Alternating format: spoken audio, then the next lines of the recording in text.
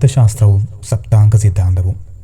മൗര്യ രാജ്യത്തെക്കുറിച്ച് വിവരങ്ങൾ നൽകുന്ന പ്രധാന ചരിത്രരേഖ കൂടിയാണ് കൗടില്യൻ രചിച്ച അർത്ഥശാസ്ത്രം. മൈസൂരിലെ പുരാവസ്തു ഗ്രന്ഥശാല വിഭാഗത്തിൻ്റെ തലവനായിരുന്ന ആർ ശ്യാമശാസ്ത്രിക്ക് തഞ്ചാവൂരിലെ ഒരു പണ്ഡിതനിൽ നിന്നാണ് അർത്ഥശാസ്ത്രത്തിൻ്റെ കയ്യെഴുത്തുപ്രതി ലഭിച്ചത്. 1907 ശ്യാമശാസ്ത്രി ഇത് പ്രസിദ്ധീകരിച്ചു. 15 അധ്യായങ്ങളാണ് ഈ കൃതിക്കുള്ളത്. 7 ഘടകങ്ങളിൽ അഥവാ സപ്താംഗങ്ങളിൽ ഊന്നിയാണ് ഒരു രാജ്യം നിലനിൽക്കുന്നതെന്ന് അർത്ഥശാസ്ത്രത്തിൽ പ്രതിപാദിക്കുന്നു.